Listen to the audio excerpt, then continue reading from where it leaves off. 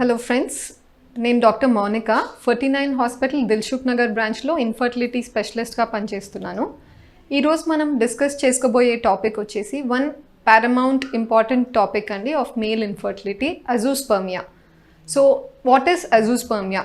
ముందు అజూస్పర్మియా అంటే ఏంటి అంటే సెమెన్ అనాలిసిస్కి కౌంట్స్ టెస్ట్ కోసం శాంపిల్ ప్రొడ్యూస్ చేసి ఇచ్చినప్పుడు మెన్ ఆ కౌంట్స్ మనలో నిల్ అని కనపడ్డాయి అనుకోండి, స్పర్మ్స్ కనిపించట్లేదు అనుకోండి, దాన్ని నిల్ కౌంట్ అంటాం. కానీ ఒక్క సెమెన్ అనాలిసిస్తో మనము అజూస్పర్మియా అని లేబుల్ చేయలేం పర్సన్ని. ఇంకొకసారి రిపీట్ చేయాల్సి ఉంటుంది sample after a duration of 6 weeks. So ఒకవేళ ఆ శాంపుల్లో కూడా అండ్ 2 times సెంట్రిఫ్యూగేషన్ అని హై స్పీడ్లో రొటేట్ చేస్తాం శాంపిల్ని, అలా కలెక్ట్ అయిన పెల్లెట్లో కూడా స్పర్మ్స్ కనపడలేదు బోత్ ఒకేషన్స్లో అంటే అప్పుడు అజూస్పర్మియా అని డిసైడ్ అవుతుంది. సో అలా అజూస్పర్మియా అని డయాగ్నోజ్ అయిన వ్యక్తి పానిక్ కాకుండా ఫస్ట్ ఒక డెడికేటెడ్ ఆండ్రాలజిస్ట్ని కలవాల్సి ఉంటుంది. కలిసిన తర్వాత ఏమవుతుంది అంటే డీటెయిల్డ్గా హిస్టరీ తీసుకుంటారు. సో సమ్ పీపుల్ ఏమవుతుందంటే పుట్టుకతోనే they must be some issue, దాన్ని కంజనైటల్ అన్డిసెండెడ్ టెస్టిస్ అంటాం అనమాట. అంటే టెస్టిస్ అన్నవి స్క్రోటల్ సాక్ బయట ఉండాలండి. ఒకవేళ అబ్డామిన్లోనే దారిలో డిసెంట్ అన్నది అరెస్ట్ అయిపోయి ఉంటే ఏమవుతుంది అంటే ఆ హై టెంపరేచర్స్ వల్ల స్పర్మ్స్ ప్రొడ్యూస్ అయినా చనిపోతాయి.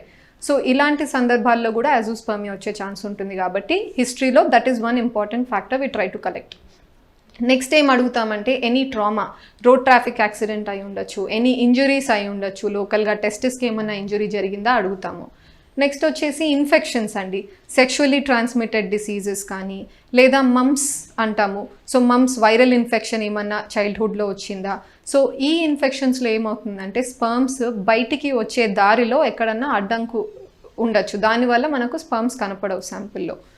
నెక్స్ట్ ఏంటి అంటే వేరే క్యారియోటైపింగ్ అంటే జెనెటిక్ అబ్నార్మాలిటీస్ ఉండొచ్చు, క్లైన్ఫెల్టర్స్ అంటాం. క్రోమోజోమ్స్ అంటే జన్యుపరంగా ఏదైనా ప్రాబ్లం ఉన్నప్పుడు కూడా ఇట్లా అజూస్పర్మియా అనేది మనకు కనపడుతుంది.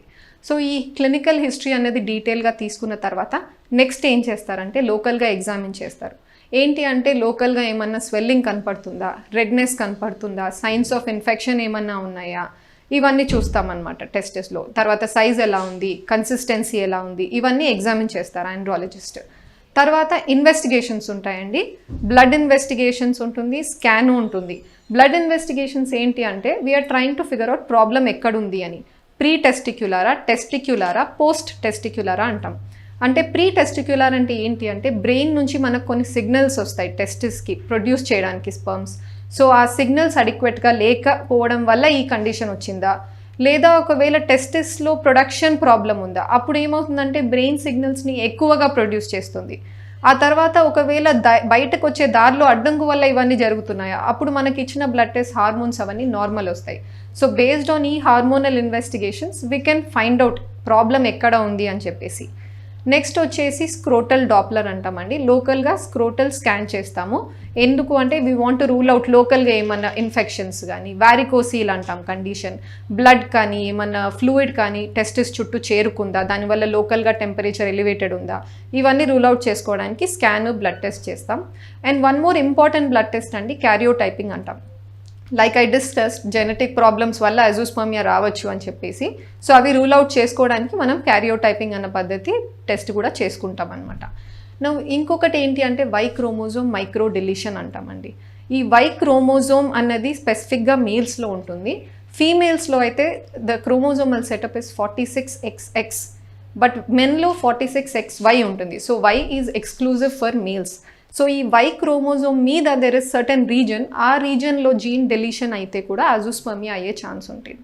ఎందుకు ఇది very important to find out అంటే ఒకవేళ రేపు తన స్పర్మ్ వాడి బీఇట్ ఐవీఎఫ్ ద్వారా కానీ ఎలాగైనా మనం ఒక బేబీని కన్సీవ్ చేస్తే ఒకవేళ ఆ బేబీ బాయ్ అయితే ఈ ప్రాబ్లం ఆ బాయ్కి ట్రాన్స్మిట్ అయ్యే ఛాన్స్ నెగ్లిజిబుల్ అయినా ఉంది. కాబట్టి we have to rule out this condition.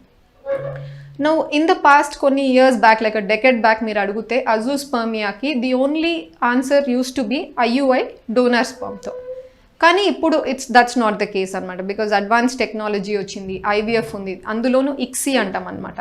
అక్కడ even few number of handful sperms దొరికినా కూడా ఒక్కొక్క ఎగ్లో స్పర్మ్ని డైరెక్ట్గా ఇంజెక్ట్ చేస్తాం. దాన్నే ఇంట్రాసైటోప్లాస్మిక్ స్పర్మ్ ఇంజెక్షన్ అంటాం. సో దాని ద్వారా we can achieve a pregnancy. So వీళ్ళలో ఎలా స్పర్మ్ని తీస్తాం, బయట శాంపుల్లో మనకు కనిపించట్లేదు. సో ద పాసిబిలిటీస్ డైరెక్ట్గా టెస్టిస్లో సూది వేసి స్పర్మ్స్ని తీయడం. దీంట్లో వేరియస్ ప్రొసీజర్స్ ఉన్నాయండి. టీసా అంటాం, టెస్టిక్యులర్ స్పర్మ్ ఆస్పిరేషన్, లేదా మైక్రోటెసి, మైక్రోస్కోపిక్ టెస్టిక్యులర్ స్పర్మ్ ఎక్స్ట్రాక్షన్. ఇక్కడ బ్లైండ్గా ప్రిక్స్ చేసి స్పర్మ్స్ కోసం వెతకడం కాకుండా we try to cut it open, take some amount of tissue out, ఆ టిష్యూని మనం మైక్రోస్కోప్ కింద వెతికి స్పర్మ్స్ని చూస్తాం. నెక్స్ట్ వచ్చేసి percutaneous epididymal sperm aspiration, Pisa అంటాం. అంటే ఇమీడియట్లీ టెస్ట్స్ తర్వాత బయటకు వచ్చే దారి వచ్చేసి ఎపిడిడైమస్ అని ఉంటుంది స్ట్రక్చర్. సో అక్కడైనా కూడా మనము నీడిల్ వేసి స్పర్మ్స్ని తీయగలం. సో ఇలా మనకు దొరికిన స్పర్మ్స్ని ఇక్సీ ప్రొసీజర్ ద్వారా ఎగ్స్లో మనకి ఇంజెక్ట్ చేసి we can form an embryo. ఆ ఎంబ్రియోని మనం యూట్రస్లో ట్రాన్స్ఫర్ చేసినప్పుడు ఇంప్లాంట్ అయ్యి ప్రెగ్నెన్సీ వచ్చే ఛాన్స్ ఉంటుంది. సో అజూస్పర్మియా అన్న రిపోర్ట్ వచ్చిన వెంటనే men should not panic that ఒక సొల్యూషన్ లేదు ఇంకా అనుకోకుండా there are numerous solutions that we can explore and take advantage of once you approach a good fertility center. Thank you.